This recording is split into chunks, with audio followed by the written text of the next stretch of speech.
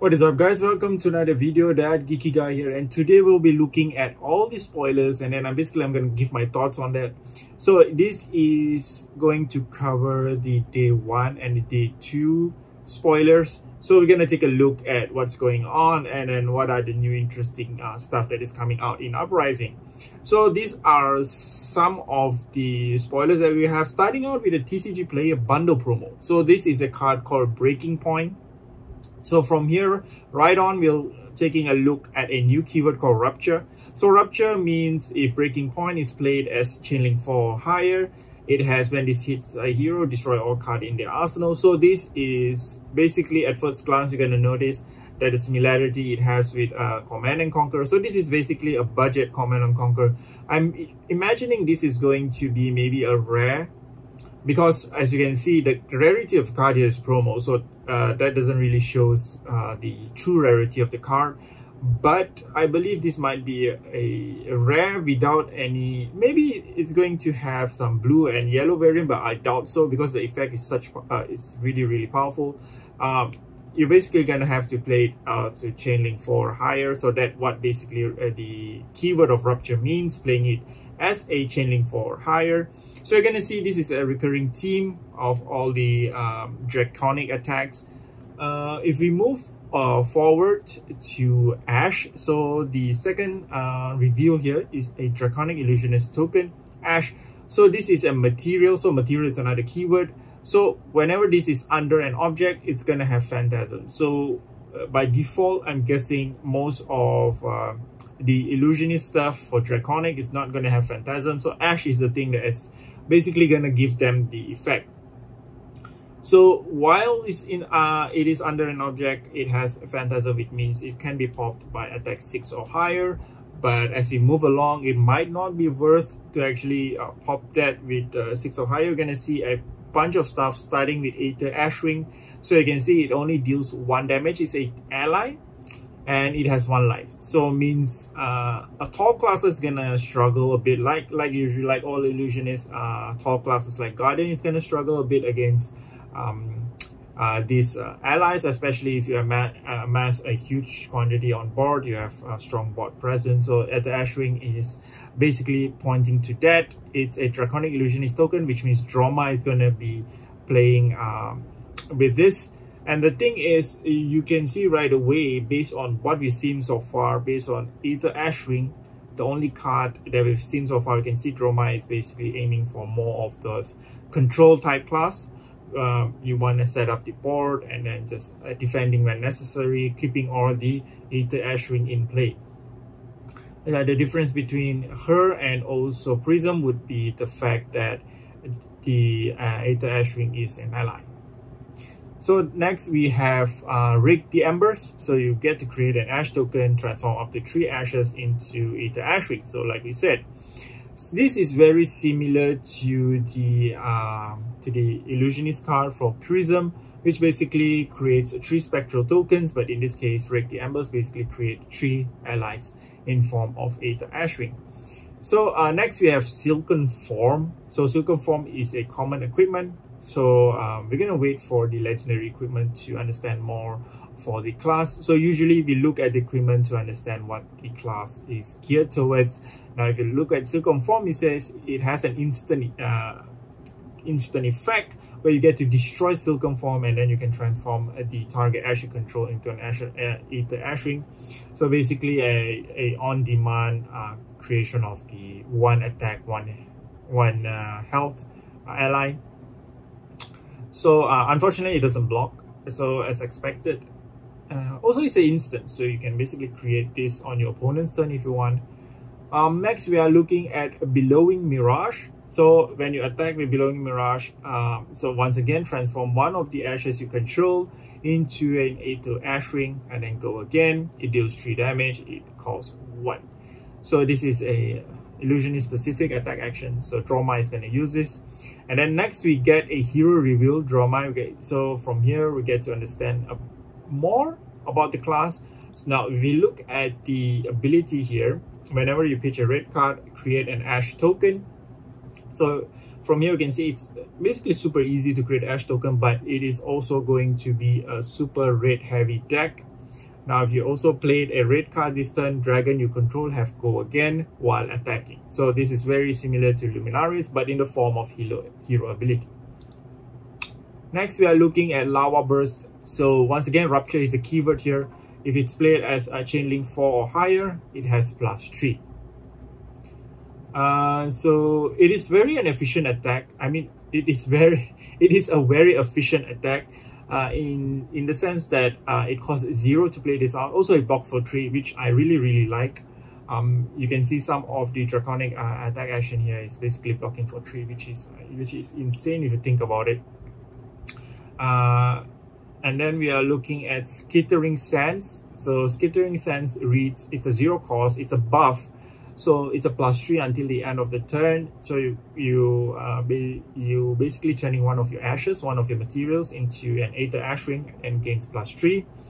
And then it has go again. So it's a buff. Next, we have Invoke Ovr. So this is our first Invoke card, where you get to create. So this is a legendary card. So it means it is very similar to Gorganian Tome, where you can only have 1 copy of this in the deck. It transforms target Ash into Dominia, which is a dragon. We're gonna take a look at dragon the next. So it's a majestic, of course. It blocks for 3. So if you take a look at the dragon itself, Dominia. So whenever it attacks a hero, reveal the top card of your deck. If it's a red card, look at the hand, banish a card from it. So this is super good. But to summon, in order to invoke Dominia, you require the Dominion, the invocation card. It costs 4. So 4 is the same cost as most of the auras for Prism. So it does make sense, it works in that way. So you're summoning the dragon. It has 4 life, so you might want to take it out as soon as possible if you're playing the opposing class. It has 4 damage, and then every time it hits, so this is where the disruption parts come in. You're basically looking at the top card of your deck. Make sure it's a red, and then you get to choose what to banish from your opponent's hand.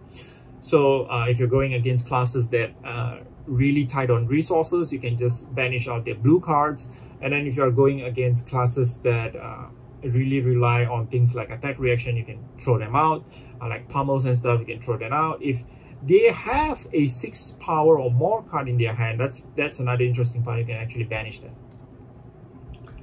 Also, there's a Marvel version of it. I'm gonna just flash it out on screen so you guys can take a look.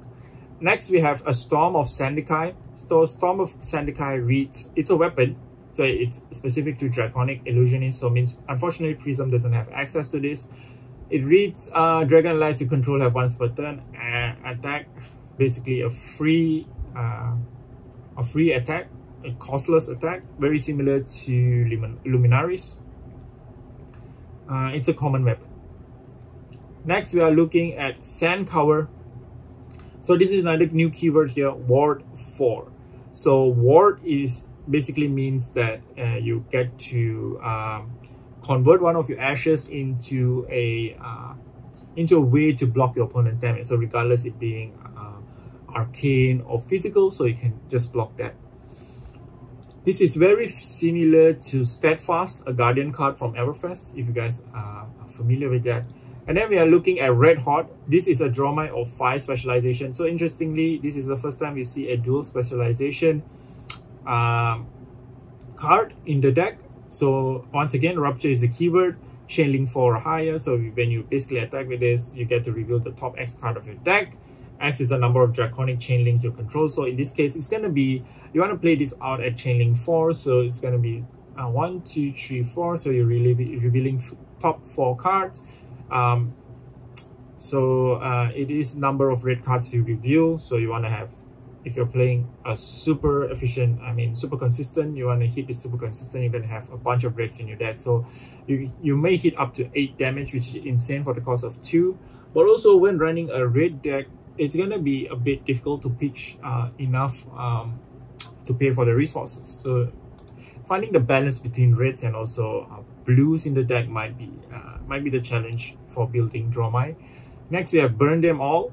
So once per turn, when your dragon a dragon you control attacks, it deals 1 arcane damage.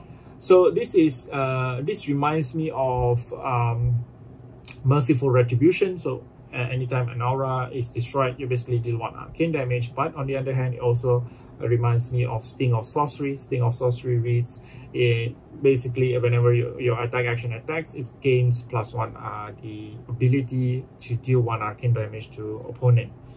And then so you have to banish red card from your graveyard in order to burn them all in the field. Also, it costs 0, so it's pretty nice, and it blocks for 3. Next, we have Liquify. So Liquify reads, if it's played at chain link 4 or higher, you're gonna put a -1 counter on 1 of the armor. It's a attack reaction, so you're gonna react with it. If it's at 0, so you get to destroy. So pretty powerful against classes that have equipments that work even when it has 0 blocks. So things like Grasp of the Arknight gets destroyed by playing Liquify at the right time. Next, we are looking at the card that I find really good, which is Uprising. So interestingly, this is the name of the set. The next 4 Draconic attacks against +1, so you're gonna buff up all your attacks. So this also might be the reason why Stubby Hammer was banned. You're basically buffing up all your attacks easily. So it's gonna prove to be too much if it's still in the set. So definitely a card that you want to see 3 copies in your Draconic deck. Next, we have Phoenix Flame. So if we move along, we'll notice that Phoenix Flame is a integral part in playing Fi. So Phoenix Flame read, if you control 2 or more Draconic Chainlinks, Phoenix Flame has +1, so it has Go Again. So it's a token card. So by looking at the card like this, you're not going to notice any much usage from the card, but if you move along, you're gonna see how it's getting played. If you take a look at Phoenix Form, it's a 0-cost attack. So it's based on the number of Phoenix Flame we control. So basically, you want to have them in the field. And if there's 1 Phoenix Flame, Phoenix Form has Go Again, 2 or more against +2. So it basically becoming 5 for the cost of 0. And also, if you control 3 or more, interestingly, it says 3 or more. I'm not sure if you can have more than 3 Phoenix Flame in the deck. Correct me if I'm wrong. But somehow it has 3 or more, so we're gonna hit the 3, and then when it hits, draw 3 card, which is insane. Opponent's definitely gonna want to block this. Next, we are looking at Tomothy. So Tomothy is a dragon ally for Dromai. So whenever you attack a hero, reveal the top 2 cards. If it's 1 or more red, you're gonna put all a number of -1 counters on the equipments that control.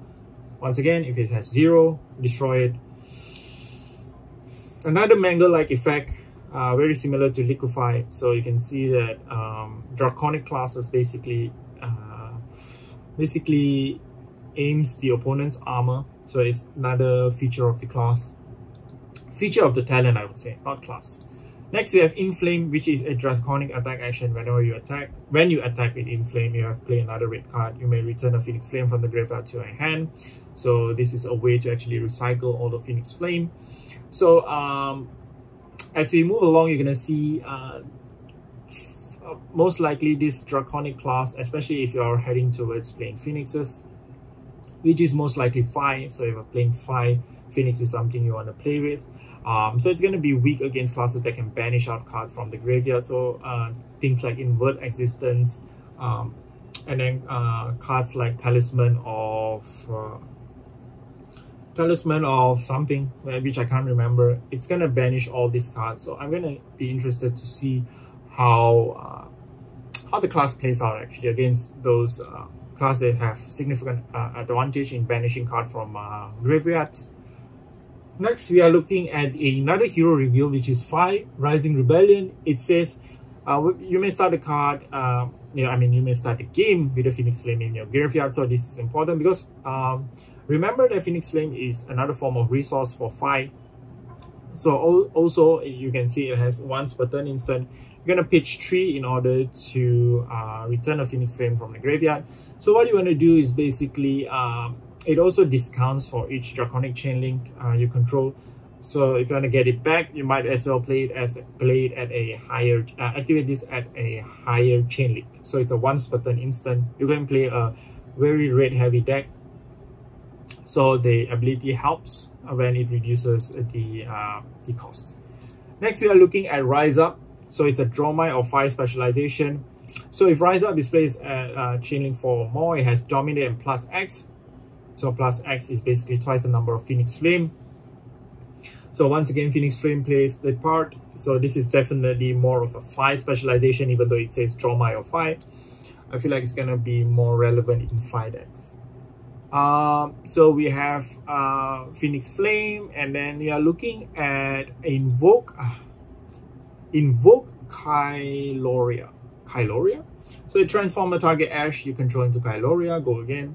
So once again, interestingly, this is a rare, so you can have more than 1 copy of this invocation in your deck. It costs 1. Gonna play it in order to invoke Kyloria. So whenever Kyloria hits a hero, gain control of the item they control. If you don't gain control of an item this way, draw a card. So this is really good. So basically what happens is if they're playing classes that don't really use item, you get to draw a card. If they are playing classes like Dash and so you don't get to draw a card, but you're also removing an item out of the field, which is excellent. Next, we are looking at Heatwave, which is a Draconic Ninja equipment. So destroy Heatwave, Phoenix Flame, you control gains +1 until the end of the turn. So it's a Phoenix Flame buff. And I would like to point out that I really like the art. I hope I can get a code foil version of this. Next, we are looking at Rise from the Ashes. So the next Draconic or Ninja attack action you play this turn gains +3. So you may return Phoenix Flame from your graveyard to your hand. So this is a way to actually recycle all the Phoenix Flames. And also it basically gives +3 buff. So I would suspect people will be playing blues and reds of this. The ability to recycle Phoenix Flame is definitely something you would want to consider in the deck. So might even play 9 copy of this, depending on how it goes. But it does block for 2, which is pretty sad. But I think that's to balance out the card. Next, we are looking at Volley. So all these dragon names can be a bit hard to pronounce. So whenever it attacks, you may have him deal 1 arcane damage to up to any of the 2 targets. So a very effective way in mirror matches to take out all those Aether Ash Wings. Even if you're going against Prism's Illusionist, so this is another way to destroy their Spectral tokens. So of course we have Invoke Volley, so you're basically transforming the target Ash. Next, we are looking at the Flameborn Retribution. So whenever you defend with this card, if you have been dealt damage, you get to return Phoenix Flame from your graveyard to your hand. So it blocks for 2, which makes sense. So if your opponent is attacking with something like a 3 damage, so you're blocking that, you're taking 1, and then you get to return a Phoenix Flame. It's a common, so it might be worth to actually, if there is a blue or yellow variant of this, which I suspect it doesn't, because it doesn't have some kind of value that to be reduced for the resource exchange. So maybe this comment is going to be only available in red. Next, we have Invoke Ovr. So this is basically telling it to transform the target Ash you control into Ovr and go again. So if you take a look at Ovr's card, let's see what it does. At the start of the turn, when Ovr enters the arena, you get to transform 1 to Ash you control into, once again, Aether Ash Wing. So interestingly, Ovr has 6 health and only 1 damage. So it is there to stay in order to convert Ashes into Aether Ash Wing. So it's just there to actually help you set up the board presence. Next, we are looking at Flame Call Awakening. So whenever you attack with Flame Call, if you play another red card, you may search your deck for a Phoenix Flame, reveal it, put it into your hand, and shuffle. So this is a fetch card for Phoenix Flame. That's the easy way to put it. Next, we have Stoke the Flames. Whenever Stoke the Flame hits, you may return Phoenix Flame from your graveyard to your hand. If you do, Stoke the Flames, gain go again. Once again, a way to recycle Phoenix Flame. But what I do not like about Stoke Your Flames is the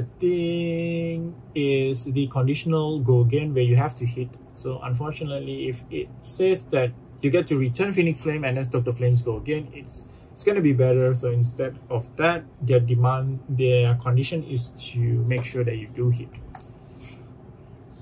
So the final card for the video would be Burn Away. So as an additional cost, you may banish a Phoenix Flame from your graveyard. When you do, Burn Away gains +2 and go again. So this is a much better version of the previous card, Stoke the Flame, but you do have to banish Phoenix Flame from the graveyard. So I wouldn't say that's better, because you do want to have Phoenix Flames in your graveyard. So that's really interesting. So that's basically it, guys. Thank you very much for watching. I'm gonna be making more of the spoiler discussion and thoughts video. We'll be moving on as we move along this spoiler season. Pretty hype for Uprising. Thank you very much for watching, guys, and see you guys in the next one.